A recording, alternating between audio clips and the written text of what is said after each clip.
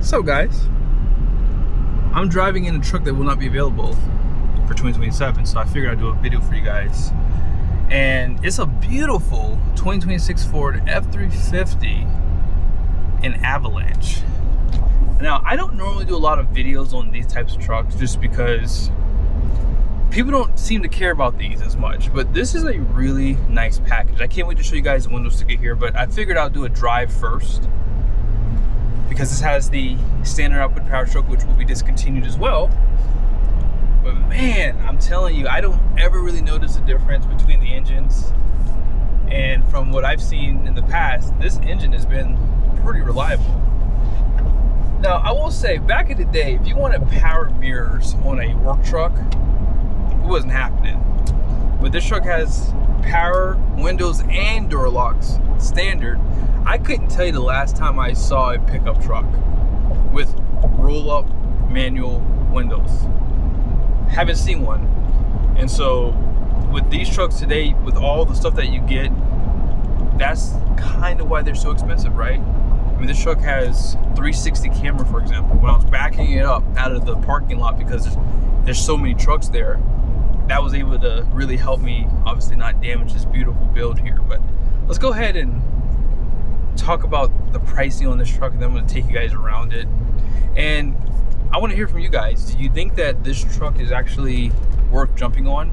And not just this one in particular, but any truck in Avalanche. I don't know why, but cement is just in right now. I think some people hate this color, but if you do hate it, that's one thing, but there's a lot of people who just love it. And there's not a lot of people who would just buy it because it's a good deal, but I'm telling you, this color is popular and is no longer available, which is kind of shocking because I do see a lot of trucks in this color. So here's the description: standard bed, Avalanche, and then this is a short listing of the standard features. And you guys see right here, they charge extra for Avalanche paint, which is a little shocking. I don't know why they do that. Standard output power stroke for $11,495. And all-terrain tires, 355 locker FX4. And you guys see all the nice features that you get with this truck too. So power sliding rear window. And I also like the fact that it has upfitter switches, rear parking sensors, remote start, and 360 is a standalone. And I like that Ford does that. Privacy glass, standalone, and then this has the driver assist package for $730. Base price comes in at $54,300. Destination is $2795 for a total price of $75,335.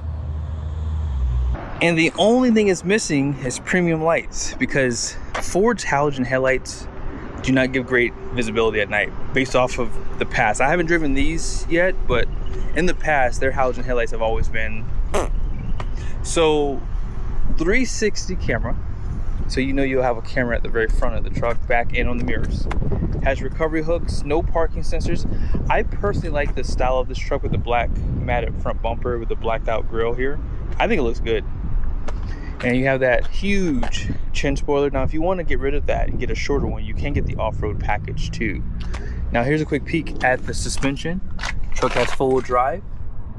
And it's gonna have an open diff on this one too. Fabric liner here, and then here's the tires, which are the Bridgestone Duelers, and these are an LT 275 70/18. So these are basically 33.2 inches tall and 10.8 inches wide. Let's see really quickly how well they handle on the road.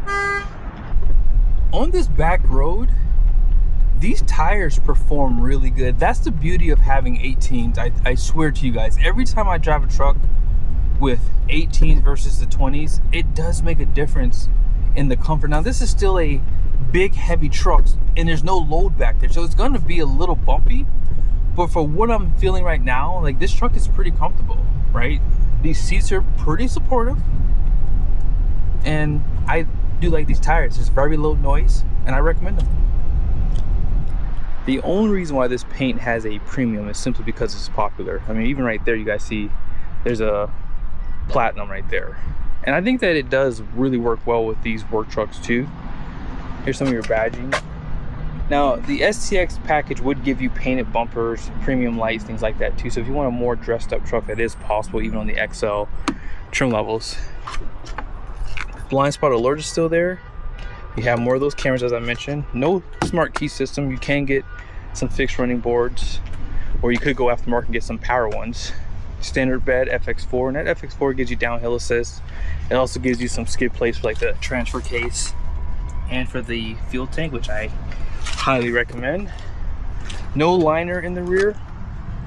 And you guys see right there, you have 4 leads in the main pack with an overload. You get the whole prep package. You can see it bolted into the frame right there.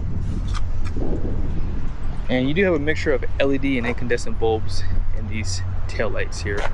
Class 5 hitch. And you guys see you have a light still that shines down below for your receiver hitch. This will not be assisted. 5th-wheel prep package. No bed lights, so something else you may have to look at the option list for. And this tailgate's not heavy because you don't have the step built into it too. 355 with the locker, as you guys saw. And then here is that a matching? No, it's not. But it is a matching tire. Parking sensors, as you guys saw, just in the rear. And here's a side view. Really good looking pickup. And you guys see, oh, I didn't notice, but you still have bed view camera with that power sliding glass. That was a standalone option with defrost. It has been a minute since I've looked under the hood of a Ford with the standard output, and I can tell that some of these hoses are different. And obviously this has 475 horsepower, which is not a big jump to the high output. I mean, just 25 more horsepower. And where the high output really shines is on the torque, because you have 1200 versus 1050. 10-speed transmission behind it, and I don't think that they change anything too. So if you decided to buy this engine and you wanted to do weight loss in the future, you could pretty much turn up the power. Now be sure to check out my promo code for Banks. Check out my website for Insane Diesel's oil bypass and their Lorenzo oil, which has TS2 guard, which is basically tungsten in oil. And yeah, I've done a few videos on it, so you can search it on my website. Let's check out the interior. As far as the interior goes, I don't complain on the XL work truck, just simply because it is a work truck. So most people don't care about the interior on these pickups. But the XLT, I feel like it's, I don't know, just a problem for me. That's why I like the 27 Carhartt edition, because it gives it a different seat. Also, you guys see, I would almost love to run vinyl floors. Some guys will even put this in their platinum trucks. So if they're obviously using that truck for work, it doesn't make sense. Out back, they still give you a bottle holder up top, a little bit of storage in the door there, and right there. 60/40 bench, huh? Ram does not give you a 60/40 bench in their Tradesman. Go figure. No seat back pockets, no center armrest, because it's a work truck. And we're not in here to be comfortable, right? Cup holders. You still have a 12-volt back here, which is nice. 2 Type-C USBs. And on the passenger side, not many frills. Decent storage. Open storage. And in your glove box. And then you have 12-volt. And then 2 more Type-C. So you don't have a 120-volt power plug in this truck. So that's something you might want to consider when you're building them, like just to get some of those niceties. This is the 6-passenger configuration. And I like how they give you a headrest, a seatbelt at the very top. I guess I'm gonna be picking on Ram again because they don't do any of that. And this seat does get secure, so it won't come back down on you. And I don't know why Ram does that. Their seat, it can flip down if you were to get into an accident. So I don't know if I like that design. A little bit of storage down there. More power plugs. Single climate. Let's go ahead and jump back over to the driver's seat. I was gonna push a button, but I forgot. You don't have that on this truck. Actually, let's go ahead and remote start it. Now, when you do remote start it, let's see. Oh wow, it doesn't turn on the air conditioning like that. I was wondering on these higher trims if it would do that. It just came on when I opened the door, however. I would have liked for it to do it, you know, beforehand, I guess. And now, as I mentioned, you have that 360. You have I think it's like a 4-inch screen, 8-inch screen. And they still give you a lot of nice, like, information. Hopefully you guys can see that. I like seeing temperatures, and they give you oil, coolant, transmission, turbo boost, engine braking, and some emission stuff too. So diesel particulate filters at 0. I mean, the truck only has 7.8 miles on it. It shows the outside temperature. And if we keep going down, calm screen, speedometer, trip information is right there.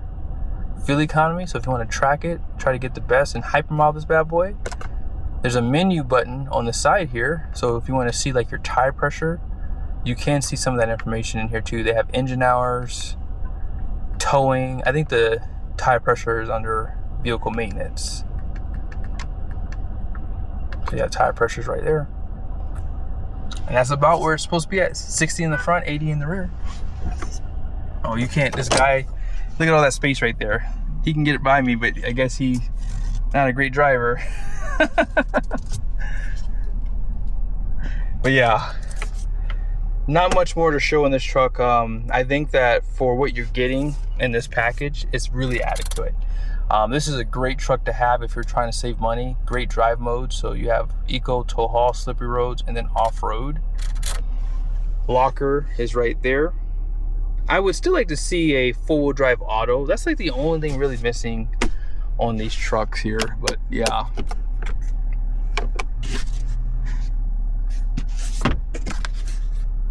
Let's go ahead and check out the numbers on the door. So you guys see gross axle weight reading out front is going to be 5,200 pounds. The rear is 7,230 pounds. 12,000 pound gross vehicle weight rating. And the wheels are 18 by 8 wide. Axle code's a 3J for 355 locker. And then all-in payload capacity is 4,286 pounds, 60 PSI out front, 80 in the rear, as I said. I hope you guys enjoyed this video.